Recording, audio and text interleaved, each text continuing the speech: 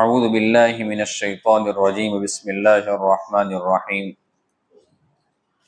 وَإِذَا قِيلَ لَهُمْ لَا تُفْسِدُوا فِي الْأَرْضِ قَالُوا إِنَّمَا نَحْنُ مُصْلِحُونَ أَلَا إِنَّهُمْ هُمُ الْمُفْسِدُونَ وَلَكِنْ لَا يَشْعُرُونَ وَإِذَا قِيلَ لَهُمْ آمِنُوا كَمَا آمَنَ النَّاسُ قَالُوا أَنُؤْمِنُ كَمَا آمَنَ السُّفَهَاءُ أَلَا إِنَّهُمْ هُمُ السُّفَهَاءُ وَلَكِنْ لَا يَعْلَمُونَ صدق اللہ العظیم۔ ابھی ان آیات کا ترجمہ نہیں کرتا ہوں۔ گزشتہ پیر کو آپ حضرات کی خدمت میں نے منافقین کی دو نشانیاں پیش کی تھیں۔ نمبر ایک، منافق کی پہلی نشانی یہ ہے کہ جب وہ بات کرتا ہے تو جھوٹ بولتا ہے۔ نمبر دو، جب وہ وعدہ کرتا ہے تو وعدہ خلافی کرتا ہے۔ اور گزشتہ پیر کو میں نے اس کی چند ایک مثالیں بھی پیش کی تھی کہ ہم لوگ بہت سی مرتبہ وعدہ خلافی کرتے ہیں لیکن ہمیں اس کا احساس تک بھی نہیں ہوتا ہے۔ اب منافقین کی تیسری نشانی کیا ہے؟ منافقین کی تیسری نشانی رسول اکرم صلی اللہ علیہ وسلم نے ارشاد فرمائی کہ جب اس کے پاس امانت رکھی جائے تو وہ اس امانت میں خیانت کرتا ہے۔ اب امانت میں خیانت کسے کہتے ہیں؟ قرآن و حدیث اس سلسلے میں کیا بیان فرماتے ہیں؟ اور اسی کے ساتھ ساتھ موجودہ زمانے میں ہم لوگ ایسے کون سے اعمال ہیں کہ جن کو کرتے ہیں حالانکہ وہ امانت میں خیانت ہو جاتی ہے اور ہمیں اس کا احساس بھی نہیں ہوتا ہے۔ سب سے پہلی چیز، اللہ رب العزت نے جو مجھے اور آپ کو زندگی دی ہے، یہ زندگی بھی اللہ رب العزت کی جانب سے امانت ہے۔ آپ کہیں گے اس کی دلیل کیا ہے؟ ایک چیز ہمیشہ یاد رکھیں، امانت کا اصول کیا ہے؟ ہم لوگ امانت میں خیانت کسے سمجھتے پتہ ہے؟ مثال کے طور پر میرے پاس کسی نے امانت کے طور پر 1,00,000 روپے رکھے اور اس نے مجھے یوں کہا کہ مولانا یہ 1,00,000 روپے میرے امانت کے طور پر آپ کے پاس ہیں۔ اب شریعت اس سلسلے میں مجھے تعلیم کیا دیتی ہے؟ شریعت مجھے یہ کہتی ہے کہ جو 1,00,000 روپے اس نے مجھے دیے ہیں، جب وہ دوبارہ لینے کے لیے میرے پاس آئے تو میں اس کو جیسا تھا ویسا کا ویسا واپس کر دوں، اس کی ایک نوٹ بھی آگے پیچھے نہ ہو۔ حالانکہ امانت کا مسئلہ کیا ہے پتہ ہے؟ مثال کے طور پر میرے پاس کسی نے 1,00,000 روپے رکھے، اب امانت ہے، اب میں نے یا تو اس میں سے خرچہ کر دیے، میں نے کہیں پر استعمال کر دیے، یا حقیقت میں چوری ہو گئے۔ اب جس شخص نے میرے پاس 1,00,000 روپے امانت کے طور پر رکھے تھے، اب وہ میرے پاس لینے کے لیے آیا، حالانکہ میں اس کو کھا گیا ہوں، میں نے اس کو استعمال کر دیا، لیکن میں نے اس کو یوں بول دیا کہ وہ امانت کے جو پیسے آپ نے میرے پاس رکھے تھے وہ میرے پاس سے چوری ہو گئے ہیں۔ اب سامنے والے بندے کو یہ حق نہیں ہے کہ وہ قاضی کی عدالت میں جائے اور میرے خلاف مقدمہ دائر کرے، میرے اوپر کوئی پوچھ پرچھ نہیں ہوگی۔ ہاں، جو میرے اوپر گناہ ہوگا وہ آخرت میں ہوگا۔ اب اسی طریقے سے ہم لوگ خیانت کسے کہتے ہیں کہ مثال کے طور پر کسی نے میرے پاس 1,00,000 روپے امانت کے طور پر رکھے اور میں نے اس میں سے کچھ آگے پیچھے کر لیا تو وہ خیانت ہے، اور اس کو میں نے صحیح سلامت اس کو واپس دے دیے تو گویا کہ میں نے یہ امانت ادا کر دی۔ ہمارے دماغ میں، میرے اور آپ کے دماغ میں یہی ایک مثال چل رہی ہے کہ بے امانت میں یہ خیانت ہے، حالانکہ اہل علم جانتے ہیں کہ امانت میں خیانت یہ بہت بڑا، اس میں ایک وسیع مفہوم چھپا ہوا ہے، بہت ہی بڑا کشادہ مطلب اس میں چھپا ہوا ہے۔ یہ جسم جو اللہ رب العزت نے مجھے اور آپ کو دیا، یہ جو زندگی دی، یہ زندگی بھی اللہ رب العزت کی جانب سے میرے اور آپ کے پاس امانت ہے۔ آپ کہیں گے کیسے؟ دیکھو، شریعت کے اندر اسلام میں خودکشی کرنا حرام ہے، کہ کوئی انسان اپنے آپ کو جان بوجھ کر ہلاک کر دے، پھانسی کھا لے، اپنے آپ کو جلا دے، یا کنویں میں کود جائے۔ سوسائڈ کرنا، خودکشی کرنا، آتم ہتیا کرنا، یہ شریعت کے اندر حرام کیوں ہے پتہ ہے؟ اللہ تبارک و تعالیٰ یوں فرماتے ہیں کہ یہ زندگی تم نے اپنے آپ نہیں خریدی ہے، ہم نے تم کو بلا کسی معاوضہ، بلا کسی بدلے کے، محض اپنے فضل، کرم، احسان اور امتنان سے تم کو دی ہے۔ تم کو یہ حق نہیں ہے کہ اس زندگی کو تم ختم کر دو، اس زندگی کو تم برباد کر دو، چاہے دنیا کے اندر تم پر کتنے ہی حالات آ جائے۔ حالانکہ دنیا کے اندر ایسے بہت سارے ممالک ہیں کہ قانوناً وہاں پر خودکشی کرنا جائز ہے۔ مثال کے طور پر میرے علم میں 2 ممالک ہیں، نمبر 1 سوئٹزرلینڈ ہے اور نمبر 2 نیوزی لینڈ، جو آسٹریلیا کے پاس ہے اور آسٹریلیا کھنڈ میں ہے۔ نیوزی لینڈ کا قانون ہے کہ اگر مثال کے طور پر کوئی بندہ بہت ہی تھک گیا ہے اپنے دماغ سے اور اس کے حالات ایسے ہیں کہ اب اس کو زندگی جینے میں کوئی مزہ نہیں ہے، تو وہ گورنمنٹ کے پاس جائے گا، جہاں پر اس کی آفس ہوگی وہاں پر وہ جائے گا اور کہے گا کہ مجھے خودکشی کرنی ہے، مجھے سوسائڈ کرنا ہے، آپ مجھے اجازت دے دیں۔ تو وہ پہلے اس کو سمجھاتے ہیں، 1 ٹرائی، دوسرا ٹرائی، تیسرا ٹرائی، 3-4 ٹرائی کرتے اس کو سمجھانے کے، بالآخر وہ نہیں مانتا ہے، پھر اس کے سگنیچر وغیرہ لے لیتے ہیں، زہر کا انجیکشن لگا کر اس کی زندگی کو ختم کر دیتے ہیں۔ لیکن شریعت میں ایسا نہیں ہے، شریعت بہت حساس ہے۔ شریعت نے لوگوں کو زندگی کی قیمت بتائی کہ تمہیں جو زندگی ملی ہے اس زندگی کی قیمت کیا ہے، تو اسی لیے شریعت کے اندر خودکشی کرنا حرام ہے۔ مثال کے طور پر میرے پاس 500 روپے ہے، اب میرا اختیار ہے، اس کا میں مالک ہوں کہ میں 500 روپے کسی کو بھی دے سکتا ہوں، دنیا کے اندر مجھے اس سلسلے میں کوئی پوچھنے والا نہیں ہے، میں کہیں پر بھی خرچ کر سکتا ہوں۔ اسی طریقے سے کوئی بندہ مثال کے طور پر کسی کو یوں کہے کہ میرے پاس ہاتھ ہے، اس ہاتھ کو تم کاٹ دو، میرے پاس پاؤں ہے، تم اس پاؤں کو کاٹ دو، میرے پاس آنکھیں، تم آنکھیں نکال دو، میری طرف سے تم کو اجازت ہے۔ لوگ دنیا میں کر لیتے ہیں ایسا، لیکن شریعت کیا کہتی ہے؟ اس کی اجازت نہیں ہے۔ کیوں؟ اس لیے کہ تمہارے پاس جو ہاتھ ہے، تمہارے پاس جو پاؤں ہے اور تمہارے پاس جو آنکھیں ہیں، وہ بلا کسی شرعی عذر کے تم نکال نہیں سکتے ہو، یہ ہم نے تم کو دی ہے، یہ تمہاری اپنی ذاتی نہیں ہے۔ اسی طریقے سے ہمارے جسم کے جو اعضاء ہیں، یہ اللہ رب العزت کی جانب سے امانت ہے، اور امانت کے سلسلے میں اللہ رب العزت قرآن کریم میں کیا ارشاد فرماتے ہیں؟ قرآن کریم پارہ نمبر 22 سورۃ الاحزاب کا آخری رکوع، غالباً آیت نمبر 72 یا 73 بنتی ہے، اِنَّا عَرَضْنَا الْأَمَانَةَ عَلَى السَّمَاوَاتِ وَالْأَرْضِ وَالْجِبَالِ فَأَبَيْنَ أَن يَحْمِلْنَهَا وَأَشْفَقْنَ مِنْهَا وَحَمَلَهَا الْإِنسَانُ إِنَّهُ كَانَ ظَلُومًا جَهُولًا۔ میں آگے امانت کا مفہوم تھوڑا سا کھولتا ہوں مثالوں کے ذریعے سے، پھر آپ کو سمجھ آئے گی زیادہ اچھی طریقے سے کہ امانت میں خیانت کسے کہتے ہیں۔ ابھی اس آیت کریمہ کو سمجھ لیں۔ اللہ رب العزت ارشاد فرماتے ہیں کہ ہم نے امانت کو زمین و آسمان اور پہاڑوں کے اوپر پیش کیا کہ تم اس کو قبول کر لو، ہم تم کو عقل دیں گے، ہم تم کو سمجھداری دیں گے۔ تفسیر قرطبی اور در منصور میں یہ سارے جو مطلب ہے اس میں موجود ہیں۔ ہم تم کو عقل دیں گے، ہم تم کو علم دیں گے، ہم تم کو دین دیں گے، ساری چیزیں ہم تم کو دیں گے۔ تم کو کرنا کیا ہے؟ تم اس کا صحیح استعمال کرو گے تو تم کو جنت ملے گی، غلط استعمال کرو گے تو تم کو عذاب دیا جائے گا۔ آسمان نے کہا کہ یہ ہمارے اندر طاقت نہیں، ہم جیسے ویسے برابر ہیں۔ زمین نے بھی انکار کر دیا، پہاڑ نے بھی انکار کر دیا، لیکن انسان نے اس کو قبول کر دیا۔ انسان نے کیا کہا؟ ہم اس کو اٹھانے کے لیے تیار ہیں۔ تو یہ امانت ہے۔ اب ہم لوگ ایسے بہت سارے اعمال کرتے ہیں جو حقیقت میں امانت میں خیانت ہے۔ میں آگے بتاتا ہوں در منصور کے حوالے سے کہ امانت میں خیانت جو بندہ کرتا ہے اس کو عذاب کیا دیا جائے گا۔ ابھی مثالیں سمجھے کہ ہم بہت سارے ایسے اعمال کرتے ہیں جو امانت میں خیانت ہوتی ہے لیکن ہمیں معلوم نہیں ہوتا ہے۔ اب پہلی مثال آپ سمجھے، ایک بندہ گورنمنٹ میں جاب کرتا ہے، گورنمنٹ نے اس کو یوں کہا کہ ہم آپ کو مہینے کے 50,000 روپے آپ کو سیلری دیں گے، تنخواہ دیں گے، آپ کو فلاں سیٹ کے اوپر بیٹھنا ہے، لوگ آپ کے پاس آئیں گے اپنے گورنمنٹ کے کام کرانے کے لیے، آپ کو ان کے کام کر دینے ہیں۔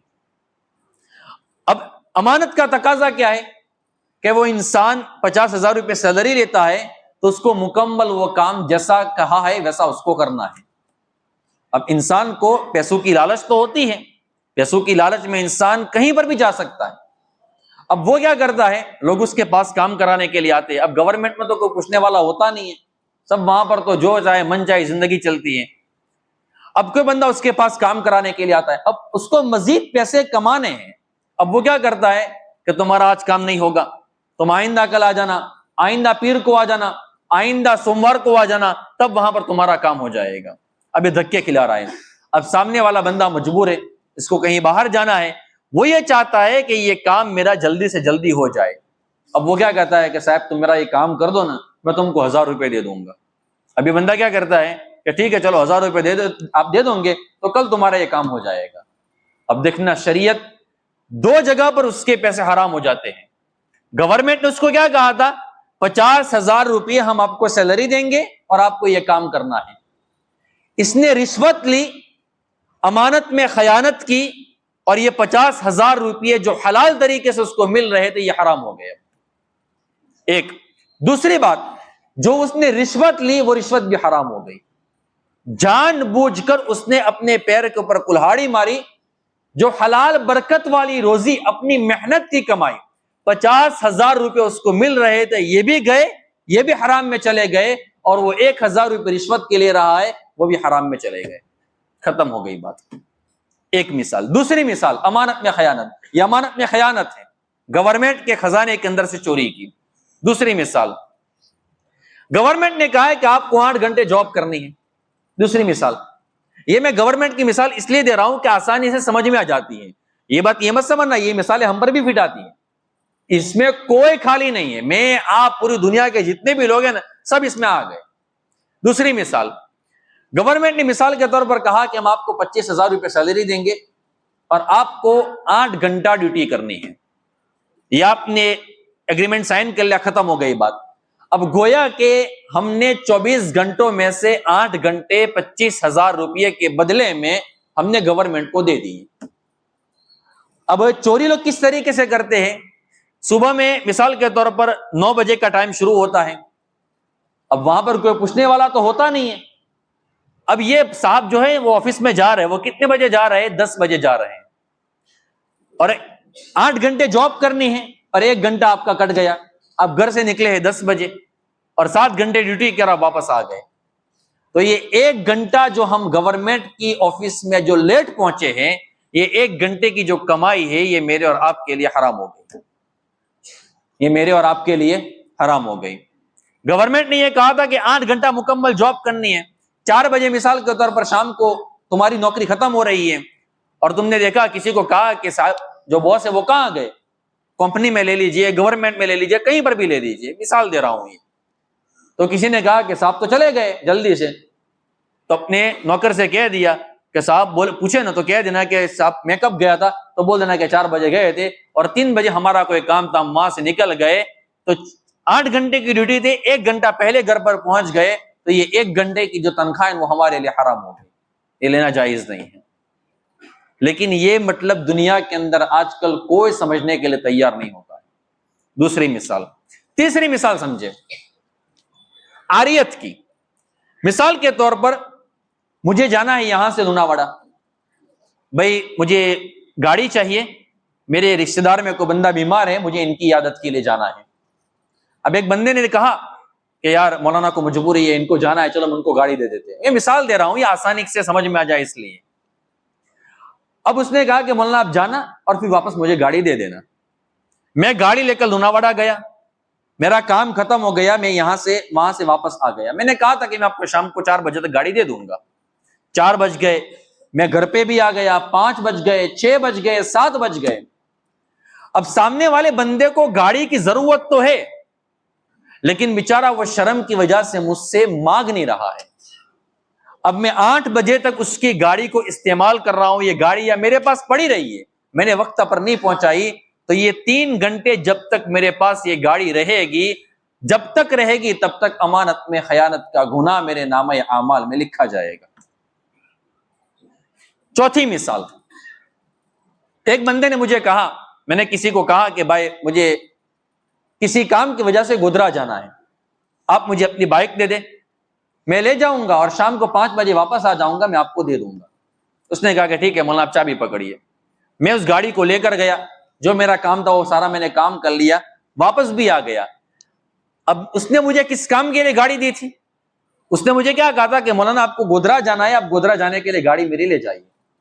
میں گودرا جا کر بھی آ گیا، شام کو مجھے کہیں پر باہر گھومنے کے لیے جانا تھا، میں وہ گاڑی لے کر چلا گیا، صبح ہو گئی، صبح میں مجھے کسی اور زالوت جانا تھا، میں وہاں پر گاڑی لے کر چلا گیا، تو یہ جو ایکسٹرا میں نے اس کی گاڑی کو چلایا ہے، اس کی گاڑی کو گھمایا ہے، بھلے ہی پیٹرول میں نے ڈلوا دیا ہو اپنی جانب سے، لیکن یہ بھی امانت میں خیانت ہے، اور جب تک اس طریقے سے اس کی اجازت کے بغیر اس کی گاڑی میرے پاس چلتی رہے گی، یہ امانت میں خیانت ہوگی اور اس کا گناہ میرے نامہ اعمال میں لکھا جائے گا۔ اب اندازہ لگائے، اس طریقے سے تو ہزاروں مثالیں بن جائے گی۔ ایسے ہم کتنے گناہ کرتے ہیں کہ جو امانت میں خیانت ہوتی ہے اور اس کا ہمیں پتہ بھی نہیں ہوتا ہے۔ ہم باپ ہیں تو بیوی اولاد کے جو حقوق ہیں نا، وہ ہمارے پاس امانت ہے، اگر ہم ادا کریں گے تو امانت ادا ہو جائے گی، اور اس میں اگر خیانت کریں گے تو خیانت کا گناہ ہمارے نامہ اعمال میں لکھا جائے گا۔ اسی طریقے سے میاں بیوی کا تعلق ہے، شوہر کے حقوق ہیں بیوی کے اوپر، بیوی کے حقوق ہے شوہر کے اوپر، کبھی آگے آئے گا وَلَا تَنْقُصُوا الْمِكْيَالَ وَالْمِيزَانَ إِنِّي أَرَاكُمْ بِخَيْرٍ، حضرت شعیب علیہ السلام کا واقعہ جب آئے گا، وَيْلٌ لِّلْمُطَفِّفِينَ الَّذِينَ إِذَا اكْتَالُوا عَلَى النَّاسِ يَسْتَوْفُونَ، کہ ناپ تول میں کمی کسے کہتے ہیں؟ وہاں پر میں کھول کر مثالوں سے سمجھاؤں گا کہ ناپ تول میں کمی کسے کہتے ہیں۔ تو امانت کو ادا کرنے کا شریعت نے ہمیں حکم دیا ہے۔ شریعت کیا کہتی ہے؟ ان اللہ یأمرکم ان تؤدوا الامانات الی اہلها، کہ تم جن کی امانتیں تمہارے پاس موجود ہے، ان کی امانتوں کو تم ان کے پاس پہنچا دو۔ تو شریعت کا یہ حکم ہے۔ اب کوئی بندہ امانت میں خیانت کرتا ہے، اب یہ ساری مثالیں لے لیجیے، میرے اور آپ کے پاس اللہ رب العزت نے آنکھیں دی ہیں، ہمارے پاس آنکھیں ہیں، آنکھیں اللہ رب العزت کی جانب سے امانت ہے۔ ان آنکھوں سے اگر ہم غلط استعمال کریں گے آنکھوں کا، اور آنکھوں سے غلط چیزیں دیکھیں گے، تو یہ بھی امانت میں خیانت ہے، اور خیانت کا گناہ ہمارے نامہ اعمال میں لکھا جائے گا۔ یہ کان جو اللہ رب العزت نے مجھے اور آپ کو دیے ہیں، ان عرضنا الامانۃ کے تحت الدر المنصور کے اندر ساری چیزیں لکھی ہوئی ہیں۔ آنکھیں امانت ہے، کان امانت ہے، ہمارے ہاتھ پاؤں امانت ہے، ہمارا دل امانت ہے، ہمارا پیٹ امانت ہے، ساری چیزیں امانت ہے، ہماری عقل بھی اللہ رب العزت نے ہمیں امانت کے طور پر دی ہے۔ اگر ہم ان کا غلط جگہ پر استعمال کریں گے تو امانت میں خیانت کا گناہ ہمارے نامہ اعمال میں لکھا جائے گا۔ اور الدر المنصور کے اندر عجیب و غریب روایات موجود ہیں۔ میدان محشر میں ایک بندے کو بلایا جائے گا اور وہ بندہ شہید ہوگا۔ شہید کی فضیلت میں کیا آتا ہے کہ خون کا قطرہ اس کا بعد میں گرتا ہے، مغفرت کا پروانہ اس کو پہلے ملتا ہے۔ یہ شہادت کا مرتبہ ہے، اتنا بڑا مرتبہ ہے۔ اپنے خاندان کے کئی لوگوں کو جن کے اوپر جہنم واجب ہو چکی ہوگی، شہید ان کی شفاعت کر کے ان کو جنت میں لے جائے گا۔ اور بھی بہت سارے فضائل ان کے موجود ہیں۔ جنت الفردوس ہم کہتے ہیں نا، ایک جنت کا نام ہے جنت عدن، اور آپ جانتے ہیں جنت کے حسین مناظر میں روایت موجود ہے کہ جنت عدن جو ہے نا، ومساکن طیبۃ فی جنات عدن، یہ جنات عدن جو ہے نا، وہ دوسری جنتوں سے 9 لاکھ گنا درجات کے اعتبار سے بڑی ہے۔ کتنے درجات بڑی ہے؟ 9 لاکھ گنا بڑی ہے۔ اور اس میں کون داخل ہوگا؟ جو شہید ہوگا، جو صدیق ہوگا، یہ اس میں داخل ہوگا۔ اللہ رب العزت ہم سب کو عافیت کے ساتھ شہادت کی دولت نصیب فرمائے، آمین کہے۔ تو شہادت اتنا بڑا درجہ ہے۔ میدان محشر میں ایک شہید کو لایا جائے گا، اور اس نے کوئی امانت میں خیانت کی ہوگی، تو اس سے کہا جائے گا کہ تو اپنی امانت کو ادا کر لے۔ تو اللہ رب العزت سے یوں کہے گا کہ دنیا ختم ہو چکی ہے، ہم یہاں پر آ گئے ہیں، اب میں کیسے امانت کو واپس ادا کروں؟ تو اللہ رب العزت اس کو جہنم میں ڈال دیں گے، اور حاویہ تک وہ پہنچ جائے گا۔ قرآن کریم پارہ نمبر 30 سورۃ القاریعہ، فَأُمُّهُ حاویہ، وہ وہاں تک پہنچ جائے گا۔ اور جس امانت میں خیانت کی ہوگی، مثال کے طور پر گاڑی میں، قلم میں، کسی بھی چیز میں، XYZ موبائل میں اس نے امانت میں خیانت کی ہوگی، تو اس کو اللہ رب العزت وہاں پر کوئی شکل دے دیں گے۔ پھر اللہ تبارک و تعالیٰ اس کو یوں کہیں گے کہ اس امانت کو اپنے اوپر اٹھاؤ اور اس کو باہر جا کر ادا کر لو۔ وہ وہاں سے چلتا ہوا آئے گا، چڑھتا رہے گا، چڑھتا رہے گا، چڑھتا رہے گا، وہ امانت نیچے گرے گی، واپس وہ نیچے جائے گا، وہاں پر عذاب برداشت کرے گا اور واپس اوپر آئے گا۔ امانت میں خیانت کرنے والے کو اس طریقے سے عذاب دیا جائے گا۔ کتنا بڑا گناہ ہے، لیکن آج اللہ معاف فرمائے میرے دوستو، مجھے اور آپ کو اس چیز کا احساس بھی نہیں ہوتا ہے۔ مثال کے طور پر میں اپنی بھی مثال دے دیتا ہوں، میں امام ہوں، اگر میں نے آپ کے حقوق ادا نہیں کیے آپ کے حقوق کی میں نے حق تلفی کی، آپ کے حقوق کو میں کھا گیا، میں نے اپنی ذمہ داری کا احساس نہیں کیا، تو اللہ رب العزت کی جانب سے اللہ تبارک و تعالیٰ کے دربار میں میری پکڑ ہو۔ اسی طریقے سے آپ کی بات ہے۔ اب میں مثال کے طور پر یہ کہوں گا، یہ بہت ہی بعض مرتبہ ہمارے دماغ اتنے نیگیٹو ہو جاتے ہیں نا کہ جس کی انتہا نہیں ہے۔ کوئی عالم یوں کہے گا نہیں یہاں پر بیٹھ کر کہ بھائی تم علماء کا خیال رکھو، تو ہمارے ذہن میں اللہ معاف فرمائے ایک ہی چیز آتی ہے کہ یہ لوگ اپنے بارے میں پیسوں کی بھیک مانگتے ہیں۔ رب کعبہ کی قسم میں مسجد میں بیٹھ کر کہتا ہوں میری مراد یہ نہیں ہے۔ امانت، علماء کے احترام کا مطلب کیا ہوتا ہے؟ صرف علماء کو پیسے دینا نہیں ہوتا ہے۔ علماء کے احترام میں یہ بھی چیزیں داخل ہے کہ علماء جو دین کی باتیں ہمیں بتاتے ہیں اس کے اوپر ہم عمل کرنے والے بنے، جو شریعت کی باتیں بتاتے ہیں ہم اس کے اوپر عمل کرنے والے بنے، اور ہر عالم کا میرے دوستوں میں اور آپ احترام کرنے والے بنے۔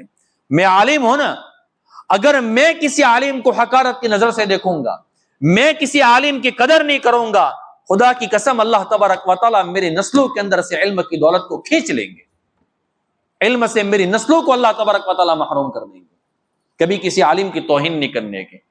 حضرت مولانا رشید احمد گنگوئی رحمۃ اللہ علیہ فرمایا کرتے تھے کہ جو انسان کسی عالم کی توہین کرتا ہے اللہ تبارک و تعالیٰ قبر میں جانے کے بعد اس کے چہرے کو قبلے سے پھیر دیتے ہیں۔ مجھے آئندہ سوموار کو اگر یاد رہا نا، حضرت ابوبکر صدیق رضی اللہ تعالیٰ عنہ کے زمانے کا ایک دردناک واقعہ بیان کروں گا، آئندہ بیان کروں گا، ابھی نہیں کروں گا، یہ اسی عالم کے متعلق ہے۔ تو یہ چیزیں ہیں۔ بلکہ چلو ایک واقعہ مجھے یاد آ گیا، دوسرا واقعہ میں آپ کی خدمت میں پیش کر لیتا ہوں۔ ایک جگہ پر ایک امام صاحب تھے۔ امام صاحب سیدھے سادے نظر آتے ہوں گے، بیچارے بولے بالے ہوں گے، زیادہ بولتے نہیں ہوں گے، تو کچھ نوجوانوں کو شرارت سوچی، یہ سچا واقعہ ہے، علماء نے کتابوں میں اس واقعے کو جگہ دی ہے۔ تو کچھ نوجوان ہوں گے جن کو شرارت سوچی، چلو ہم اپنے مولانا کے ساتھ شرارت کرتے ہیں۔ تو انہوں نے کیا کیا پتہ ہے؟ ایک جنازہ لیا، 4 دوست تھے، ایک دوست کو کہا کہ تو اس جنازے کے اندر سو جا، اور ہم مولانا کے پاس جائیں گے اور مولانا سے یوں کہیں گے امام صاحب یہ جنازے کی نماز پڑھانی ہے، تم جنازے کی نماز پڑھا لو۔ جب امام صاحب نیت مان لیں گے پہلی تکبیر، دوسری تکبیر، تیسری تکبیر میں تجھے کھڑا ہو جانے کا، ہم امام صاحب کے ساتھ مذاق کریں گے، مزہ آ جائے گا۔ تو کہا کہ چلو ٹھیک ہے۔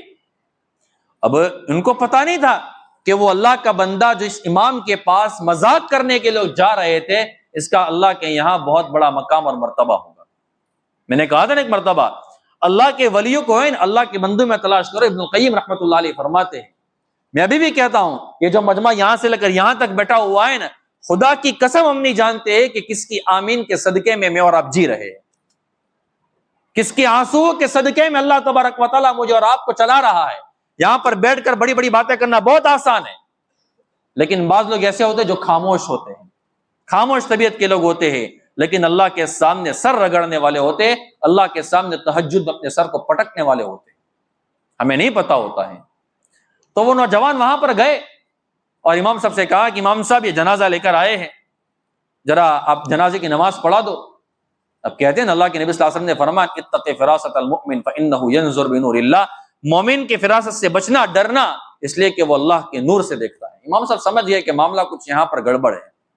امام صاحب نے کیا پوچھا پتہ ہے ان کو کہ زندے کی نماز کی جو جنازے کی نماز پڑھانی ہے مردے کی پڑھانی ہے؟ تو انہوں نے کہا کہ امام صاحب کیسی بات کرتے ہو، جنازے کی نماز تو مردے کی ہوتی ہے نا، زندوں کی تھوڑی ہوتی ہے۔ فرمایا کہ ٹھیک ہے جنازہ آ کے رکھ دو۔ امام صاحب نے کہا کہ جنازہ پڑھا لو نا، کہا پڑھا لو۔ اب ان کے دماغ میں شرارت چل رہی تھی، لیکن یہاں پر اللہ کا نظام کچھ اور تھا۔ امام صاحب نے جنازے کی نیت مان لی، وہ پیچھے کھڑے ہو گئے، اللہ اکبر، پہلی تکبیر، دوسری تکبیر، تیسری تکبیر، چوتھی تکبیر، وہ بندہ نہیں اٹھا۔ امام صاحب نے کہا کہ جا کر اس کو دفن کر لو۔ اللہ رب العزت نے ایک شرارت کرنے کی وجہ سے ہمیشہ ہمیشہ کے لیے موت کی نیند سلا دی، ختم ہو گیا قصہ۔ انا للہ و انا الیہ راجعون لوگوں نے پڑھ لیا۔ اسی لیے اللہ تبارک و تعالیٰ فرماتے ہیں نا من آذى لی ولیا فقد آذنتہ بالحرب، جس نے کسی میرے دوست کو تکلیف پہنچائی نا، اللہ کہتا ہے کہ میرا اس کے ساتھ جنگ کا اعلان ہے۔ اور جنگ کا اصول کیا ہے؟ انسان سامنے والے کی سب سے محبوب چیز کو چھیننے کی کوشش کرتا ہے تاکہ اس کی وجہ سے وہ بندہ ڈھیر ہو جائے۔ اب میں اور آپ کہتے ہیں نا کہ اللہ رب العزت کے دربار میں سب سے قیمتی چیز کون سی ہے؟ ایمان ہے۔ اگر ہم نے کسی اللہ کے ولی کو ستایا، اللہ کے دوست کو ستایا، تو پھر اللہ تبارک و تعالیٰ سب سے پہلے ہمارے ایمان کو سلب کر لے گا۔ سب سے پہلے اللہ تبارک و تعالی ہمارے ایمان کو چھین لے گا۔ اس لیے زندگی میں کبھی نہ کسی کو حقیر سمجھنا ہے، نہ کبھی کسی کو گھٹیا سمجھنا ہے، نہ کسی کے ساتھ کبھی توہین کا معاملہ کرنا ہے۔ اب میں آتا ہوں دو واقعات کے اوپر۔ صحابہ کرام رضوان اللہ تعالی علیہم اجمعین اور اللہ کے رسول صلی اللہ علیہ وسلم امانت کا کتنا زیادہ خیال رکھتے تھے۔ غالباً غزوہ خیبر کا موقع ہے، صحابہ کرام بہت سخت حالات میں ہیں۔ اللہ کے رسول صلی اللہ علیہ وسلم نے یہودیوں کو ایک قلعے کے اندر بند کر لیا تھا۔ اسی لیے آج بھی یہودی کیا کہتے پتہ ہے؟ ہم خیبر تک جائیں گے، اس لیے کہ حضرت عمر بن خطاب رضی اللہ تعالی عنہ نے ان کو خیبر سے نکالا تھا، ان کو خیبر سے نکالا تھا، انہوں نے کہا تھا کہ ہم خیبر تک جائیں گے۔ تو اللہ کے رسول صلی اللہ علیہ وسلم نے قلعے کے اندر ان کا محاصرہ کر لیا، وہ سارے کے سارے اندر تھے۔ صحابہ کرام نے یہاں پر باہر محاصرہ کر لیا تھا۔ صحابہ کرام وہ سخت حالات میں تھے، اتنے سخت حالات تھے، کھانے پینے کی ساری چیزیں ختم ہو گئی تھی، حتیٰ کہ صحابہ کرام کے پاس جو گدھے تھے ان گدھوں کو انہوں نے ذبح کر لیا تھا اور ڈیگو کے اوپر پکانا شروع کر لیا تھا۔ پھر اللہ کے رسول صلی اللہ علیہ وسلم نے فرمایا کہ گدھے کا گوشت اللہ تبارک و تعالیٰ نے حرام کر دیا ہے، تو صحابہ کرام نے فوراً اطاعت کی اور ان ڈیگو کو انڈیل دی۔ صحابہ کرام نے فرمایا کہ ہم نہیں کھائیں گے، اب ختم ہو گئی بات، ہمیں اللہ تبارک و تعالیٰ نے حرام کا حکم دے دیا ہے۔ تو اللہ کے رسول صلی اللہ علیہ وسلم نے اس قلعے کا محاصرہ کر لیا تھا۔ اس قلعے کے اندر سے ایک چرواہا یہودیوں کی بکریوں کو چرانے کے لیے باہر آیا، اور روایت میں اس کا نام آتا ہے اسود، حضرت اسود رضی اللہ تعالیٰ عنہ، بعد میں صحابی بنے ہیں۔ تو جب باہر آئے تو انہوں نے دیکھا کہ یار یہ صحابہ کرام کیا کر رہے ہیں، یہ نبی کون ہے، ذرا ان کی بات تو میں سن لوں۔ لیکن اللہ کو ان کے ہدایت دینا مقدر میں تھا، اللہ نے لکھا تھا مقدر میں۔ تو وہ صحابہ کرام کے پاس آئے اور صحابہ کرام کے پاس آ کر کہتے ہیں کہ جس نبی کی تم بات کر رہے ہو وہ نبی اور بادشاہ کہاں ہیں؟ صحابہ کرام نے فرمایا کہ وہ بادشاہ نہیں ہے، وہ تو نبی ہے۔ فرمایا کہ ان کا محل کہاں ہے، ان کا مکان کہاں ہے، ان کا حجرہ کہاں ہے؟ فرمایا کہ وہ کوئی بہت بڑے محل میں نہیں رہتے، وہ تو سیدھی سادھی زندگی گزارتے، وہ سامنے چھپر ہے، وہاں پر آپ چلے جاؤ۔ چنانچہ وہ اسود جو چرواہے تھے وہ اللہ کے رسول صلی اللہ علیہ وسلم کے پاس آئے۔ اللہ کے رسول صلی اللہ علیہ وسلم سے فرمانے لگے کہ یا رسول اللہ، آپ کس چیز کی دعوت دیتے ہیں، کس چیز کی طرف آپ لوگوں کو بلاتے ہیں؟ تو اللہ کے رسول صلی اللہ علیہ وسلم نے فرمایا کہ میں ایک اللہ تبارک و تعالیٰ کی طرف لوگوں کو بلاتا ہوں، جنت کی طرف لوگوں کو بلاتا ہوں، دوزخ سے لوگوں کو بچاتا ہوں، اور ایک اللہ تبارک و تعالیٰ کی توحید کی میں دعوت دیتا ہوں۔ تو اس اسود نے یوں پوچھا کہ یا رسول اللہ، اگر میں آپ کے کلمے کو پڑھ لوں گا تو مجھے کیا ملے گا؟ تو اللہ کے رسول صلی اللہ علیہ وسلم نے فرمایا کہ تم صحابہ کرام کے بھائی بن جاؤ گے۔ اور وہ چرواہا تھا نا، اس کا نام بھی اسود تھا، حقیقت میں وہ بیچارے بہت کالے تھے، بہت سیاہ تھے، ان کے جسم سے بدبو آ رہی تھی۔ تو اللہ کے رسول صلی اللہ علیہ وسلم نے فرمایا کہ یہ صحابہ کرام آپ کو بھائی بنا دیں گے۔ فرمایا کہ مجھے بھائی بنا دیں گے؟ تو اللہ کے نبی نے فرمایا کہ صرف بھائی نہیں بنائیں گے بلکہ آپ کو اپنے سینے سے لگائیں گے۔ تو وہ اسود یوں فرمانے لگے کہ یا رسول اللہ، مجھے کیسے سینے سے لگائیں گے؟ میرے جسم سے تو بدبو آ رہی ہے، میرا جسم تو گندا ہے، میں تو کالا ہوں، یہاں پر مجھے کوئی پوچھنے والا نہیں ہے، اور آپ کہتے ہیں کہ یہ مجھے بھائی بنا دیں گے، یہ مجھے اپنے سینے سے لگا دیں گے۔ اللہ کے رسول صلی اللہ علیہ وسلم نے فرمایا کہ پہلے تم کلمہ تو پڑھ لو۔ پھر انہوں نے پوچھا کہ یا رسول اللہ، اگر میں نے کلمہ پڑھ لیا تو اس کے بعد مجھے کیا ملے گا؟ فرمایا کہ اللہ تبارک و تعالیٰ آپ کو جنت عطا فرمائیں گے۔ تو اس کو اتنا جوش آ گیا، اس نے اسی مجلس کے اندر کلمہ پڑھ لیا اور وہ بندہ مسلمان ہو گیا۔ اب وہ وقت ایسا تھا کہ رمضان کا مہینہ بھی نہیں تھا کہ اللہ کے نبی وہ کہتے کہ آپ روزے رکھ لو، نماز کا وقت بھی نہیں تھا کہ اللہ کے نبی صلی اللہ علیہ وسلم اس کو یوں کہتے کہ تم نماز پڑھ لو، وہ بہت بڑا کوئی مالدار بھی نہیں تھا کہ اللہ کے نبی صلی اللہ علیہ وسلم اس کو یوں کہتے کہ تم زکوٰۃ ادا کر لو، حج کا مہینہ نہیں چل رہا تھا کہ اللہ کے نبی اس کو یوں فرما لیتے کہ تم حج کر لو۔ تو اس نے کہا کہ یا رسول اللہ، میں نے اچھا مجھے اب کرنا کیا ہے؟ تو اللہ کے رسول صلی اللہ علیہ وسلم نے یوں فرمایا، امانت کا تقاضا دیکھیں۔ اللہ کے نبی نے فرمایا کہ سب سے پہلا کام تو تم یہ کرو کہ یہ جو بکریاں لے کر تم محل سے اور جو قلعے سے تم آئے ہو، یہ جن جن کی بکریاں ہے ان کو تم واپس کر دو، اس لیے کہ تمہارے پاس امانت ہے، اور امانت میں خیانت کے اسلام کے اندر بہت بڑا گناہ ہے۔ حالانکہ اللہ کے رسول صلی اللہ علیہ وسلم اور صحابہ کرام چاہتے تو ان بکری کے اوپر قبضہ کر سکتے تھے، ان کو ذبح کر سکتے تھے۔ صحابہ کرام، میں نے ابھی بتایا کہ کیسی حالت میں زندگی گزار رہے تھے، تو صحابہ کرام کو کھلا دیتے، لیکن اللہ کے رسول صلی اللہ علیہ وسلم نے فرمایا کہ نہیں، یہ بندہ امانت کے طور پر ان بکریوں کو چرانے کے لیے باہر لے کر آیا ہے، اگر اس نے یہاں پر ان بکریوں کو رکھا یا صحابہ کرام اور ہم نے اس کو کھا لیا تو یہ امانت میں خیانت ہو جائے گی۔ تو اللہ کے رسول صلی اللہ علیہ وسلم نے فرمایا کہ تم وہاں پر جاؤ اور ان کو واپس کر دو۔ وہ قلعے میں گئے ہیں، یہودیوں کو بکریاں واپس کر لی ہے، واپس آئے اور اللہ کے رسول صلی اللہ علیہ وسلم سے فرمانے لگے یا رسول اللہ اب مجھے بتائیے کہ میرے لیے حکم کیا ہے؟ تو اللہ کے نبی نے فرمایا ابھی تو کوئی عبادت کا وقت نہیں ہے، ایک کام کرو، یہ جنگ چل رہی ہے، تلوار پکڑو اور تلوار لے کے جنگ کے اندر کود جاؤ۔ فرمایا کیا رسول اللہ اگر میں مر گیا تو میرے ساتھ کیا ہوگا؟ فرمایا کہ اللہ تبارک و تعالیٰ آپ کو شہادت کا مرتبہ عطا فرمائیں گے اور جنت الفردوس میں آپ کو بہت بڑا مقام اور مرتبہ اللہ تبارک و تعالیٰ عطا فرمائیں گے۔ فرمایا کہ اچھا ایسا ہے؟ فرمایا کہ ہاں اسی طریقے سے ملے گا۔ وہ صحابہ اندر چلے گئے، صحابہ کرام جنگ کرتے رہے، جنگ کرتے رہے، جنگ ختم ہو گئی۔ اب صحابہ کرام جو شہداء کی جو لاشیں ہیں ان کو چیک کر رہے ہیں، ایک دوسری تیسری چوتھی پانچویں چھٹی بہت ساری لاشیں وہاں پر تھی، سب کو چیک کر رہے تھے۔ ایک جگہ پر صحابہ کرام اکٹھے ہو گئے، فرمایا کہ یہ بندہ ہے کون؟ اللہ کے رسول صلی اللہ علیہ وسلم کو پتا چلا، اللہ کے نبی صلی اللہ علیہ وسلم وہاں پر گئے، فرمایا کہ رسول اللہ یہ بندہ ہمیں پہلی مرتبہ ہماری ملاقات ہوئی ہے، چہرہ اتنا اس کا منور ہے، اتنا سفید ہو گیا ہے، اس کے جسم سے خوشبو آ رہی ہے، لیکن اس کو ہم پہچانتے نہیں ہیں۔ تو اللہ کے رسول صلی اللہ علیہ وسلم نے فرمایا تم لوگ اس کو نہیں پہچانو گے لیکن میں اس کو پہچانتا ہوں، یہ وہی چرواہا ہے جس کا نام اسود ہے، جو ایمان لایا ہے اور اس نے ایک بھی نماز ابھی تک نہیں پڑھی ہے، اللہ نے اس کو موت دے دی اور میں دیکھ رہا ہوں کہ وہ جنت الفردوس کے اندر چل رہا ہے، اور اللہ تبارک و تعالیٰ نے اس کے جسم کی سیاہی کو سفیدی سے بدل دیا ہے، نورانیت سے بدل دیا ہے، اور اس کے جسم سے جو بدبو آ رہی تھی اللہ رب العزت نے اپنے فضل اور اپنے کرم سے اس کو خوشبو سے بدل دیا ہے۔ یہ ہے امانت میں خیانت۔ اللہ کے نبی صلی اللہ علیہ وسلم نے گوارا نہیں کیا بلکہ امانت کو ادا کروا دیا۔ دوسری مثال میں آپ کو دیتا ہوں، اور یہ عجیب و غریب مثال ہے، اور اس میں ایک صحابی کی پوری سیرت بھی انشاءاللہ تھوڑے وقت میں آپ کی خدمت میں پیش بھی کر لوں گا۔ ایک صحابی ہے، ان کا نام ہے حضرت لقیط رضی اللہ تعالی عنہ، لوگ ان کو ابو العاص ابن ربیع رضی اللہ تعالی عنہ کے نام سے بھی یاد کرتے ہیں۔ یہ کون ہے پتہ ہے؟ یہ اللہ کے رسول صلی اللہ علیہ وسلم کی بڑی بیٹی کے شوہر ہیں اور اللہ کے رسول صلی اللہ علیہ وسلم کے داماد ہیں۔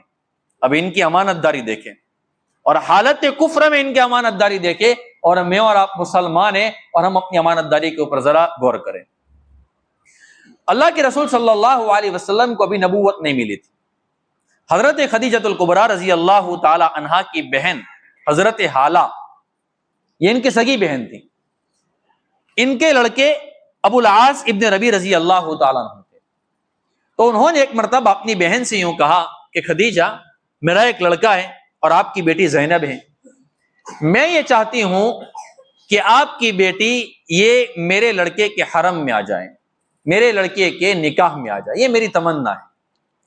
تو حضرت خدیجۃ الکبریٰ رضی اللہ تعالی عنہا نے یہ فرمایا کہ حالہ آپ کی بات تو ٹھیک ہے، لیکن پہلے میں میرے شوہر، میرے آقا، میرے سرتاج محمد رسول اللہ صلی اللہ علیہ وسلم سے پوچھوں۔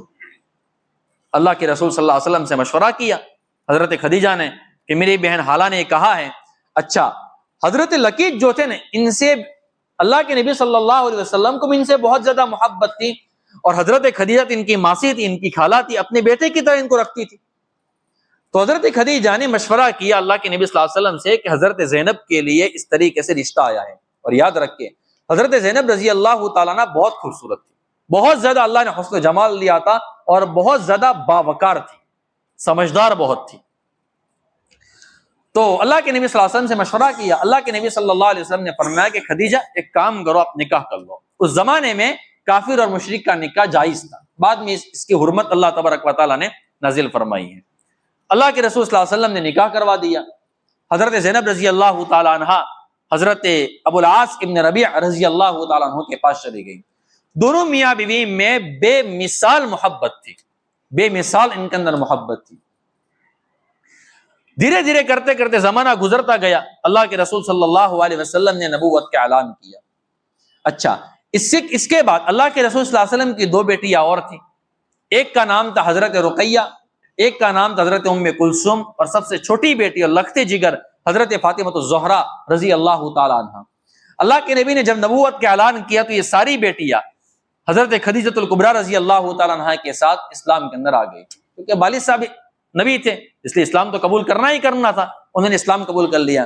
حضرت رقیہ، حضرت ام کلثوم، ان دونوں کا نکاح ہوا تھا ابو لہب کے دو لڑکوں کے ساتھ، ایک کا نام عتبہ، ایک کا نام عتیبہ۔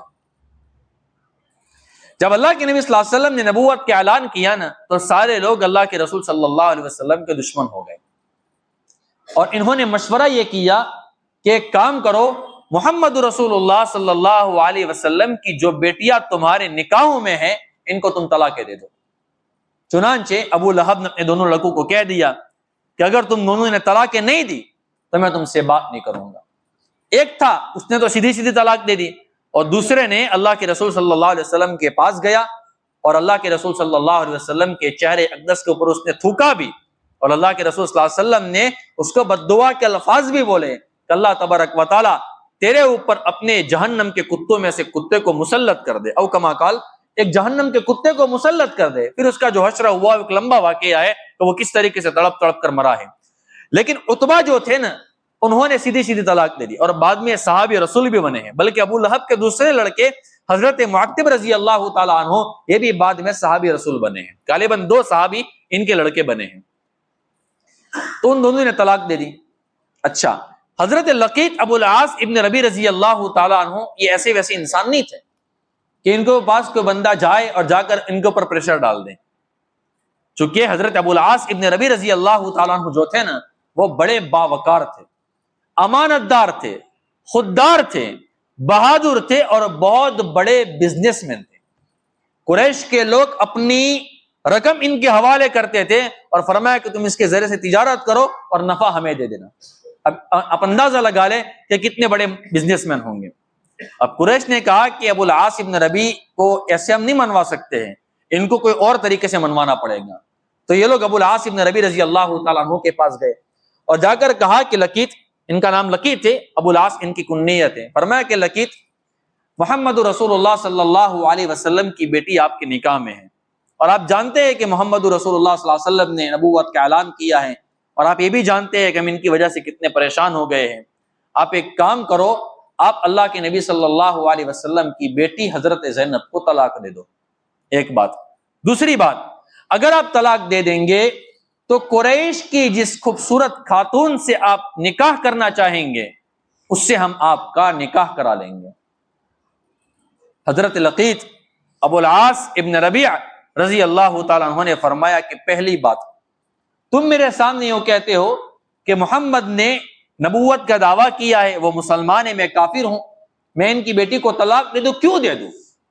مانا کہ میرا اور ان کا مذہبی اختلاف ضرور ہے، لیکن اس کی وجہ سے میں ان کی بیٹی کا حق کیوں کھاؤں؟ ان کی بیٹی نے میرا کیا بگاڑا ہے؟ میرا ان کے ساتھ بہت اچھا تعلق ہے، میں ان کے ساتھ محبت کے ساتھ رہتا ہوں، ان کی بیٹی کا کیا قصور ہے یہ ذرا مجھے بتا دیں، میں ان کو کیوں طلاق دوں؟ میں طلاق نہیں دے سکتا ہوں۔ اور دوسری بات، تم میرے سامنے یوں کہتے ہو کہ قریش کی جس خاتون سے آپ چاہو گے ہم آپ کا اس سے نکاح کر لیں گے، تو یاد رکھو قریش کی جون سے بھی خاتون لے کر آؤ لیکن میری زینب کا مقابلہ نہیں کر سکتی۔ حضرت ابو العاص ابن ربی رضی اللہ تعالیٰ عنہ نے انکار کر دیا۔ اب ذرا دیکھیں، ابو العاص ابن ربی اور اللہ کے نبی کا دین الگ الگ ہے۔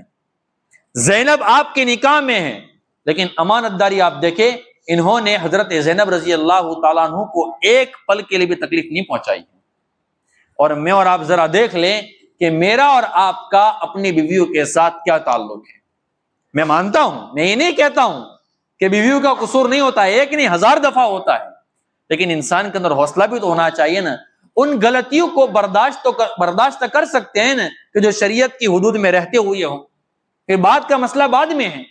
اس لیے کبھی بھی اپنی بیوی کا حق نہ کھائے، اور بیویوں سے بھی جا کر کہے کہ ان کے شوہروں کے حقوق ان کے اوپر کیا ہے، اور ان کو بھی چاہیے کہ وہ اپنے شوہروں کے حقوق کو نہ کھائے۔ خیر، اللہ کے رسول صلی اللہ علیہ وسلم نے ہجرت کا ارادہ فرما لیا۔ اللہ کے نبی صلی اللہ علیہ وسلم کی بڑی بیٹی حضرت زینب، یہ حضرت ابو العاص کے نکاح میں ہے۔ دوسری اور تیسری بیٹی، اچھا اللہ کے نبی کے دل میں تمنا تو تھی کہ کاش ابو العاص بھی اسی طریقے سے طلاق دے دیتے تو میری بیٹی میرے پاس بھی آ جاتی، لیکن فرمایا کہ چلو ٹھیک ہے، ان کا تعلق اچھا ہے تو وہ بھی بھلے ہی رہی۔ دونوں بیٹیاں تو آ گئی، اور ان دونوں بیٹیوں کا نکاح ہوا ہے حضرت عثمان ابن عفان رضی اللہ تعالیٰ عنہ کے ساتھ. یکے بعد دیگر ہے. بدر کے موقع کے اوپر پھر حضرت رقیہ رضی اللہ تعالیٰ عنہ کا انتقال ہوا.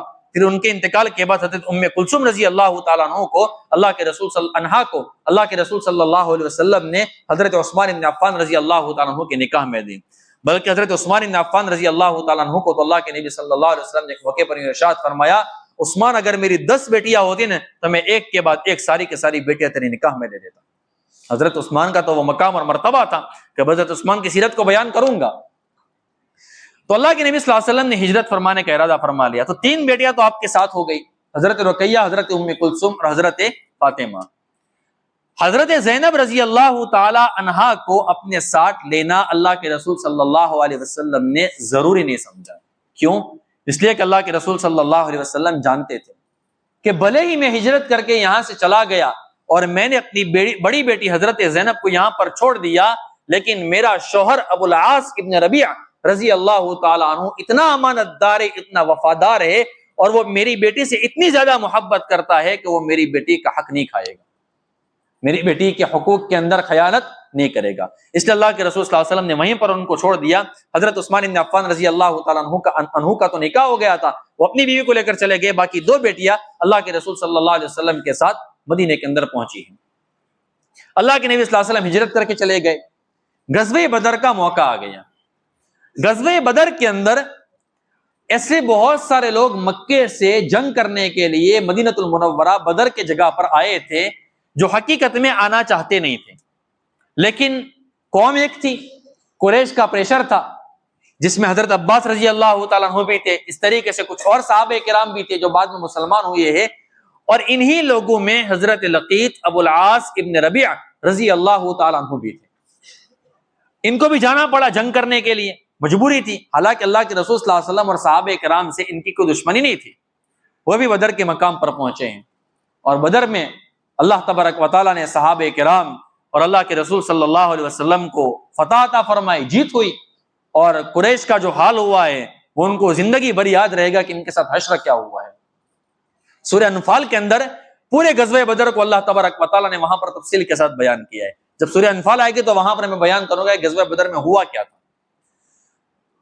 تو جو 70 بڑے بڑے جو کافر تھے نا, وہ تو قتل کر دیے گئے, اور 70 قیدی بنا کر اللہ کے رسول صلی اللہ علیہ وسلم کی عدالت کے اندر بھی پہنچے ہیں.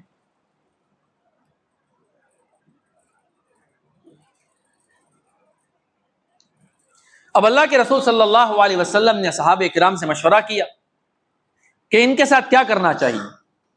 تو حضرت عمر بن خطاب رضی اللہ تعالیٰ عنہ, اور غالباً جہاں تک مجھے یاد پڑتا ہے حضرت سعد بن معاذ رضی اللہ تعالیٰ عنہ وغیرہ کی رائے تو یہ تھی کہ یا رسول اللہ ان قیدیوں کو قتل کر دیا جائے, جس میں حضرت عباس بھی تھے, حضرت لقیط ابو العاص بن ربیعہ رضی اللہ تعالیٰ عنہ بھی تھے, اور بھی دیگر حضرات تھے. حضرت ابوبکر صدیق رضی اللہ تعالیٰ عنہ اور اللہ کے رسول صلی اللہ علیہ وسلم اور دیگر صحابہ کرام کی رائے یہ تھی کہ یا رسول اللہ ایک کام کر دیا جائے, یہ لوگ پڑھنا لکھنا جانتے ہیں, تو یا تو یہ ہمارے لوگوں کو پڑھنا لکھنا سکھا دے, لکھنا سکھا دے, اور ہم ان کو آباد میں جا کر آزاد کر دیں گے. اور جو لوگ فائنینشیلی جن کی معاشی حیثیت, جن کی مالی حیثیت اچھی ہے, ان سے فدیہ لے لیا جائے. جس کی جو حیثیت ہو اسی کے مطابق ان کے اوپر فدیہ عائد کر دیا جائے. کسی کے اوپر 1000 درہم, کسی کے اوپر 2000, کسی کے اوپر 3000, کسی کے اوپر 4000. اس طریقے سے اللہ کے رسول صلی اللہ علیہ وسلم نے اعلان کر لیا. اب یہ 70 قیدی حضرت ابو العاص ابن ربیع جو اللہ کے نبی صلی اللہ علیہ وسلم کے داماد تھے, بیٹی کہاں پر ہے؟ مکے میں, اور داماد اللہ کے نبی کی عدالت کے اندر مدینہ المنورہ کے اندر ہے. اب صبح سے لے کر شام تک قافلے آ رہے جا رہے, لوگ فدیہ دے رہے اور اپنے قیدیوں کو چھڑا کر لے جا رہے ہیں. حضرت لقیط ابو العاص ابن ربیع رضی اللہ تعالیٰ عنہ نے کسی ذریعے سے اپنی بیوی حضرت زینب کو کہلوایا کہ زینب, میں اس طریقے سے جنگ کرنے کے لیے یہاں پر آ تو گیا تھا مجبوری میں, اور میں یہاں پر آپ کے والد کی عدالت کے اندر قیدی بن کر رہا ہوں, میرے پاس یہاں پر کچھ بھی نہیں ہے, آپ میرے لیے چھڑانے کا انتظام کریں. اب یہاں پر ایک بڑا درد بھرا واقعہ ہے. تو حضرت زینب رضی اللہ تعالیٰ عنہ نے سوچا کہ میں کیا کروں, تو تھوڑی بہت ان کے پاس رقم اس وقت موجود تھی, تو وہ رقم لی اور انہوں نے پیک کر کے کچھ اور چیزیں بھی, ایک ہار وغیرہ بھی جو تھا وہ انہوں نے روانہ کر لیا اللہ کے رسول صلی اللہ علیہ وسلم کی عدالت میں ان کے دیور کے ساتھ۔ وہ اللہ کے نبی صلی اللہ علیہ وسلم کی عدالت میں آئے، اور جہاں پر فدیے کی جو لائن وہاں پر تھی، وہاں پر یہ سارے فدیے وہاں پر موجود تھے، سب نے کھول کر رکھ دیے تھے۔ کرتے کرتے کرتے اچانک اللہ کے رسول صلی اللہ علیہ وسلم کی نگاہ ایک باکس کے اوپر پڑ گئی، اور اللہ کے نبی صلی اللہ علیہ وسلم یوں دیکھ رہے، اور صحابہ کرام نے دیکھا کہ اللہ کے رسول صلی اللہ علیہ وسلم کی آنکھوں میں موتیوں کی طرح آنسو ٹپکنے لگے۔ صحابہ کرام نے پوچھا کہ یہ اچانک کیا ہو گیا اللہ کے نبی صلی اللہ علیہ وسلم کو؟ تو صحابہ کرام نے اللہ کے رسول صلی اللہ علیہ وسلم کو پوچھا کہ رسول اللہ آپ کی آنکھوں میں آنسو کیوں، آپ ایموشنل کیوں ہو گئے؟ تو اللہ کے نبی نے فرمایا کہ وہ باکس لاؤ جو میری بیٹی نے فدیے کے طور پر بھیجا، اس میں کیا ہے دیکھو۔ جب صحابہ کرام نے اچھی طریقے سے کھول کر دیکھا تو اس میں حضرت خدیجۃ الکبریٰ رضی اللہ تعالی عنہا نے رخصتی کے وقت حضرت زینب رضی اللہ تعالی عنہا کو جو ہار دیا تھا، وہ ہار ایک بیٹی نے اپنے باپ محمد رسول اللہ صلی اللہ علیہ وسلم کے دربار میں اپنے داماد کو چھڑانے کے لیے بھیجا تھا۔ اللہ کے نبی صلی اللہ علیہ وسلم نے جب اس ہار کو ہاتھ میں پکڑا نا، تو اللہ کے نبی صلی اللہ علیہ وسلم کی آنکھوں میں سے آنسو جاری ہو گئے۔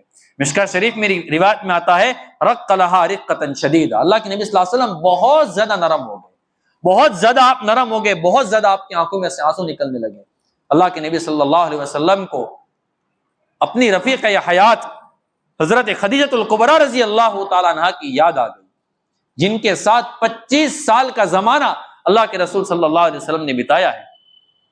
حضرت خدیجۃ الکبریٰ رضی اللہ تعالی عنہا کے ساتھ اللہ کے رسول صلی اللہ علیہ وسلم کو بہت زیادہ پیار تھا، بلکہ اللہ کے نبی صلی اللہ علیہ وسلم یہ فرمایا کرتے تھے انہا کانت وکانت خدیجہ تو خدیجہ تھی، خدیجہ تو خدیجہ تھی۔ حضرت اما جان عائشہ صدیقہ بنت صدیق رضی اللہ تعالی عنہما یہ فرماتی ہے ما غرت علی امرأۃ ما غرت علی خدیجہ، جتنی غیرت مجھے خدیجۃ الکبریٰ رضی اللہ تعالی عنہا کے اوپر آتی تھی، اتنی غیرت مجھے کسی کے اوپر نہیں آتی تھی۔ اللہ کے رسول صلی اللہ علیہ وسلم حضرت خدیجہ کو بہت یاد کرتے تھے۔ ایک مرتبہ حضرت اما جان عائشہ صدیقہ فرماتی ہیں کہ اللہ کے رسول صلی اللہ علیہ وسلم سے میں نے یوں کہا کہ یا رسول اللہ، اب اس خاتون کو بار بار کیوں یاد کرتے ہیں؟ اللہ نے اب تو آپ کو مجھ جیسی جوان خاتون آپ کو دی ہیں۔ تو اللہ کے نبی صلی اللہ علیہ وسلم نے حضرت اما جان عائشہ صدیقہ کو یوں فرمایا کہ عائشہ میری خدیجہ کے بارے میں مجھے تکلیف مت پہنچانا، اس نے مجھے ایسے وقت میں ساتھ دیا تھا جب مجھے کوئی ساتھ دینے والا نہیں تھا، اور اس نے میرے اوپر ایسے وقت میں مال لٹایا تھا کہ جب مجھے کوئی ایک پیسہ دینے والا نہیں تھا۔ یہ حضرت خدیجہ الکبریٰ رضی اللہ تعالیٰ عنہا تھی، ان کا مقام اور مرتبہ اللہ تبارک و تعالیٰ کے دربار میں اتنا اونچا تھا۔ ایک مرتبہ حضرت جبرائیل علیہ السلام اما جان عائشہ صدیقہ جب نکاح میں تھی اور اس وقت آئے اور اللہ کے نبی صلی اللہ علیہ وسلم سے فرمانے لگے یا رسول اللہ میں جبرائیل ہوں، میں تمام ملائکہ کا سردار ہوں، اور آپ کی عائشہ کو میں سلام کہتا ہوں، آپ کی عائشہ کو میرا سلام کہہ دینا۔ اللہ کے نبی صلی اللہ علیہ وسلم نے حضرت عائشہ کو یوں فرمایا عائشہ جبرائیل نے آپ کو سلام کہا ہے، یہی جبرائیل حضرت خدیجۃ الکبریٰ رضی اللہ تعالیٰ عنہا کی حیات میں بھی آئے تھے، اور اس وقت انہوں نے یوں نہیں کہا تھا یا رسول اللہ آپ کی عائشہ کو، آپ کی خدیجہ کو میرا سلام بول دینا۔ اس وقت حضرت جبرائیل علیہ السلام نے یوں کہا تھا یا رسول اللہ اللہ نے عرش کے اوپر سے آپ کی خدیجہ کو سلام کہا ہے، اللہ نے عرش کے اوپر سے آپ کی نے حضرت خدیجہ الکبریٰ رضی اللہ تعالیٰ عنہ کو سلام کہا، اور اللہ حضرت خدیجہ الکبریٰ رضی اللہ تعالیٰ عنہ نے اس طریقے سے جواب دیا اللہ هو السلام۔ تو اللہ کے رسول صلی اللہ علیہ وسلم کو حضرت خدیجہ الکبریٰ رضی اللہ تعالیٰ عنہ کی یاد آ گئی، تو اللہ کے نبی صلی اللہ علیہ وسلم نے فرمایا صحابہ کرام سے کہ صحابہ تم ایک کام کیوں نہیں کر لیتے ہو، ابو العاص ابن ربیع کو بھی بغیر فدیے کے روانہ کر لو، اور یہ جو فدیہ اور ہار وغیرہ جو دیا ہے ان کو بھی واپس کر دو۔ اللہ کے رسول صلی اللہ علیہ وسلم کی بات کو صحابہ کرام کیسے ٹال سکتے تھے؟ صحابہ کرام نے فرمایا یا رسول اللہ جیسی آپ کی مرضی ہو، ہم آپ کی مرضی کو قبول کرتے ہیں۔ تو اللہ کے نبی صلی اللہ علیہ وسلم نے فرمایا کہ ٹھیک ہے، لیکن حضرت لقیط ابو العاص ابن ربیع رضی اللہ تعالیٰ عنہ کو اللہ کے رسول صلی اللہ علیہ وسلم نے فرمایا لقیط میں ایک درخواست تو کرتا ہوں آپ سے، میں آپ کو چھوڑ تو رہا ہوں لیکن آپ ایک کام کر لینا، آپ جب مکے کے اندر پہنچو تو میری بیٹی کو روانہ کر لینا۔ حضرت لقیط نے فرمایا کہ رسول اللہ ڈن، فائنل ہو گیا، میں آپ کی بیٹی کو روانہ کر لوں گا۔ حضرت لقیط مکہ المکرمہ کے اندر آئے ہیں اور اپنی بیوی سے کہا کہ زینب مجھے تو چھوڑنے کا من نہیں کر رہا ہے، میرا تو آپ کے ساتھ بہت اچھا تعلق ہے، لیکن آپ کے والد نے آپ کو اپنے پاس بلایا ہے، اس لیے میں آپ کو یہاں سے روانہ کر رہا ہوں، آپ اپنے والد کی خدمت میں چلے جائیں۔ چنانچہ حضرت لقیط نے اپنے بھائی عمر بن ربیع کو یا کنانہ بن ربیع کو کہا کہ تم ایک کام کرو، میری بیوی کو اور آپ کی بھابھی کو وہاں پر پہنچا دو۔ چنانچہ عمر بن ربیع رضی اللہ تعالیٰ عنہ، یہ بھی شاید بعد میں مسلمان ہو گئے تھے، انہوں نے اپنی بھابھی کو ساتھ میں لیا، حضرت زینب رضی اللہ تعالیٰ عنہ کو اور وہاں سے لے کر نکلے ہیں۔ جب حضرت ابو سفیان رضی اللہ تعالیٰ عنہ نے دیکھ لیا، اس وقت ابو سفیان ایمان نہیں لائے تھے، ابو سفیان نے کہا کہ عمر تم جانتے ہو بدر میں ہماری کیسی شکست ہوئی ہے اور تم اس طریقے سے کھلم کھلا یہاں سے جا رہے ہو، یہ مناسب نہیں ہے۔ اور عمر بن ربیع نے ترکش میں سے تیر نکالے، کچھ لوگ آگے بڑھنے کی کوشش کر رہے تھے، عمر بن ربیع نے کہا کہ دیکھو تم بہت اچھی طریقے سے جانتے ہو کہ میں کیسا تیر انداز ہوں، اگر تم میں سے کسی نے ایک ہاتھ بھی میری بھابھی کے سامنے اگر بڑھایا ہے نا تو میں اپنے تیر کے ذریعے سے تمہارے سینوں کو چھلنی کر دوں گا۔ جرأت ہے تو ہاتھ لگا کر دیکھو۔ ابو سفیان نے درخواست کی، سفر کو ٹال دیا گیا۔ 3 دن کے بعد حضرت زینب رضی اللہ تعالیٰ عنہ وہاں سے نکلی ہیں اور وہاں پر کچھ صحابہ کرام حضرت زید بن حارثہ رضی اللہ تعالیٰ عنہ وغیرہ انتظار کر رہے تھے، اور دھیرے دھیرے کرتے کرتے اللہ کے رسول صلی اللہ علیہ وسلم کی بیٹی اللہ کے نبی صلی اللہ علیہ وسلم کے پاس پہنچ گئی۔ معاملہ ختم ہو گیا، بات چلتی رہی۔ ایک موقع پر حضرت ابو العاص بن ربیع رضی اللہ تعالیٰ عنہ ملک شام جا رہے تھے، اور راستے میں کچھ صحابہ کرام نے ان کے قافلے کو پکڑ لیا، ان کے مال غنیمت کے اوپر قبضہ کر لیا، لیکن حضرت لقیط ابو العاص ابن ربیع رضی اللہ تعالیٰ عنہ کسی طریقے سے چھپ کر وہاں سے نکل گئے، ان کے ہاتھ میں نہیں آئے، اور چوری چھپے انہوں نے جاسوسی کر لی، کسی سے پوچھ لیا کہ زینب کا مکان کہاں ہے۔ وہ مدینہ المنورہ کے اندر رات کے وقت میں حضرت زینب کے پاس پہنچ گئے، اور حضرت زینب سے فرمانے لگے کہ زینب، آپ کے نبی کے صحابہ نے ہمارے قافلے کے اوپر اس طریقے سے ڈاکہ ڈال دیا ہے، میں آپ کے سامنے ہاتھ جوڑتا ہوں، خدا کے واسطے تم مجھے پناہ دے دو۔ حضرت زینب نے فرمایا کہ ٹھیک ہے، تم بیٹھ جاؤ، پہلے یہاں پر شانت ہو جاؤ، میں آپ کو پناہ دلوا دیتی ہوں۔ چنانچہ اللہ کے نبی صلی اللہ علیہ وسلم جب فجر کی نماز پڑھانے کے لیے جب مسجد کے اندر پہنچے اور نیت مان لی، تو حضرت زینب رضی اللہ تعالیٰ عنہ نے پیچھے سے آواز دے دی کہ میں نے ابو العاص کو پناہ دے دی ہے۔ اللہ کے نبی نے سلام پھیرا، اور اللہ کے نبی نے صحابہ کرام سے پوچھا کہ تم نے بھی وہی بات سنی جو میں نے سنی ہے؟ فرمایا کہ رسول اللہ ہم نے بھی سنی۔ پھر اللہ کے نبی صلی اللہ علیہ وسلم نے کلیریفیکیشن دیا، صفائی دے دی۔ اللہ کے نبی نے فرمایا کہ دیکھو آپ یہ مت سمجھنا کہ مجھے پہلے سے پتا تھا کہ میرا داماد اس طریقے سے آنے والا ہے اور میری بیٹی اس طریقے سے پناہ دینے والی ہے، مجھے خدا کی قسم پتا نہیں ہے۔ صحابہ کرام نے فرمایا کہ رسول اللہ کوئی بات نہیں ہے۔ اللہ کے نبی صلی اللہ علیہ وسلم حضرت زینب کے پاس آئے اور حضرت زینب رضی اللہ تعالیٰ عنہ سے فرمایا کہ زینب، ابو العاص بھلے ہی آپ کے پاس آ گئے ہیں، آپ ان کی بہت اچھی طریقے سے مہمان نوازی کرنا، بہت زیادہ خیال رکھنا، لیکن ان کو اپنے قریب مت آنے دینا۔ اب میں نے جو پورا واقعہ سنا رہا ہوں اب اس واقعے کو بتانے کے لیے، اب یہاں پر سننا۔ چنانچہ حضرت لقیط رضی اللہ تعالیٰ عنہ کو پکڑ لیا تو اللہ کے نبی صلی اللہ علیہ وسلم نے صحابہ کرام سے پھر درخواست کی کہ تم ایک کام کرو، لقیط کو چھوڑ دو اور ان کو جانے دو۔ تو حضرت لقیط رضی اللہ تعالیٰ عنہ نے اس وقت بھی اسلام لانے کا ارادہ کر لیا تھا۔ تو صحابہ کرام نے فرمایا کہ دیکھو تم کو ہم نے چھوڑ تو لیا، واپس تم کو تمہارے مالک، تمہارے جو ملکیت تھی قریش مکہ کی، جو تم وہاں سے خزانہ لے کر آئے تھے بزنس کرنے کے لیے ملک شام جا رہے تھے، وہ بھی ہم نے تم کو دے دیا ہے۔ اب ایک کام کیوں نہیں کر لیتے ہو، یہیں پر رہ جاؤ، اسلام بھی قبول کر لو، یہ خزانہ بھی تمہارے حوالے ہے اور قریش کا سارا مال و متاع تمہارے پاس آ جائے گا، اس سے بڑھ کر تم کو اور کیا چاہیے۔ اب یہاں پر حضرت لقیط کی امانت داری دیکھیں۔ حضرت لقیط نے فرمایا یہ اچھی بات نہیں ہے، قریش نے مجھے جو اپنا مال دیا تھا وہ بطور امانت کے دیا تھا، اگر میں نے یہاں پر اس طریقے سے اسلام قبول کر لیا اور میں نے ان کا مال یہاں پر ہڑپ لیا تو قریش مجھے یوں کہیں گے، یوں تانا دیں گے کہ ابو العاص اسلام بھی قبول کر دیا اور دھوکے کے ذریعے سے اس نے ہمارے مال کے اوپر قبضہ کر لیا، ہمارے مال میں خیانت کر لی۔ حضرت لقیط فرمانے لگے کہ میں اسلام کو اس طریقے سے قبول نہیں کر سکتا ہوں، میں اپنے مذہب کی شروعات امانت میں خیانت سے نہیں کر سکتا ہوں، میں گوارا نہیں کر سکتا ہوں، میں واپس جاؤں گا۔ وہ واپس مکہ آئے، مکے والوں کو اپنی ساری امانتیں ان کو دے دی اور کہنے لگے کہ میں نے تم کو اپنی امانتیں دے دی، تو وہ سارے کے سارے کہنے لگے ہاں تم نے ہمیں اپنی امانتیں دے دی ہے۔ فرمایا کہ تم میرے پاس 1 روپیہ بھی مانگتے ہو؟ فرمایا کہ ہم نہیں مانگتے ہیں۔ فرمایا کہ میں کیسا انسان ہوں؟ کہا بڑے اچھے انسان ہو، امانت دار ہو، خوددار ہو، بہت بڑے دلیر ہو، آپ کے جیسا کوئی نہیں ہے۔ فرمایا کہ دیکھو اب میں تمہارے سامنے علی اعلان ببانگ دہل اعلان کرتا ہوں، میں مسلمان ہوتا ہوں، اشہد ان لا الہ الا اللہ وان محمد رسول اللہ صلی اللہ علیہ وسلم۔ اور پھر فرمانے لگے کہ میں اسلام تو مدینہ المنورہ میں کر سکتا تھا، وہاں پر تمہارے مال کے اوپر قبضہ بھی کر سکتا تھا، لیکن بعد میں جا کر تم مجھے یہ تانا دیتے کہ تم نے لقیط نے اور ابو العاص ابن ربیع رضی اللہ تعالیٰ عنہ نے ہمارے مال میں خیانت کر لی اور ہمارے ساتھ دھوکے کا معاملہ کیا، تم مجھے یہ تانا نہ دو، اس وجہ سے میں یہاں پر آ کر تمہارے مال کو میں نے واپس کر لیا اور اس کے بعد میں نے تمہارے سامنے اسلام کو قبول کیا ہے۔ چنانچہ حضرت لقیط رضی اللہ تعالیٰ عنہ بھی بعد میں مدینہ المنورہ چلے گئے اور بڑا عرصہ رہے۔ حضرت زینب رضی اللہ تعالیٰ عنہ کا انتقال ہو گیا، اللہ کے نبی صلی اللہ علیہ وسلم نے ان کے نکاح کو برقرار رکھا، دونوں میاں بیوی زندگی گزار رہے تھے۔ حضرت زینب کا جب انتقال ہو گیا نا تو صحابہ کرام فرماتے تھے کہ اس کے بعد حضرت لقیط بہت اپنے آپ کو اکیلا محسوس کرتے تھے، ان کو حضرت زینب کی بہت یاد آتی تھی۔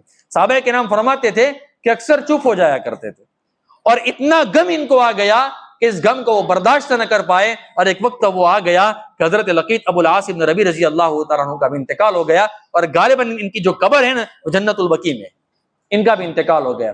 ان کی دو اولاد تھی، اب سننا اچھی طریقے سے، ان کی دو اولاد تھی۔ بڑی بیٹی تھی، اس کا نام تھا امامہ، اور ایک لڑکا تھا، لڑکے کا نام اب میرے ذہن سے نکل رہا ہے، لڑکا بچپن ہی میں فوت ہو گیا تھا۔ یہ حضرت امامہ رضی اللہ تعالیٰ عنہ کون ہے یہ میں آپ کو بتا دوں۔ اللہ کے رسول صلی اللہ علیہ وسلم کو اپنی اس نواسی سے بہت زیادہ پیار تھا، بلکہ کبھی کبھی اللہ کے نبی صلی اللہ علیہ وسلم نفل پڑھتے تھے نا تو جب سجدے میں جاتے تھے نا تو اپنی بیٹی کو کندھے پر بٹھا دیتے تھے، کھڑے ہوتے تھے، اور جب سجدے میں جاتے تو اتار دیتے، اور جب واپس کھڑے ہوتے اللہ کے نبی صلی اللہ علیہ وسلم تو اپنی بیٹی کو دوبارہ اپنے کندھے کے اوپر بٹھا دیتے تھے۔ یہ نوافل کی بات ہے، بہت زیادہ ان کو اللہ کے نبی صلی اللہ علیہ وسلم سے بہت محبت تھی۔ حضرت فاطمہ رضی اللہ تعالیٰ عنہ کا جب انتقال کا وقت آیا نا، اللہ کے نبی صلی اللہ علیہ وسلم کی 6 مہینے کے بعد حضرت فاطمہ بھی فوت ہو گئی ہے۔ تو انہوں نے ایک مرتبہ حضرت علی کو کہا کہ علی کیا بات ہے کہ میں آپ کے چہرے کے اوپر پریشانی دیکھ رہا ہوں؟ فرمایا کہ فاطمہ تم جا رہی ہو، تمہارا آخری وقت چل رہا ہے، میں کیا کروں گا؟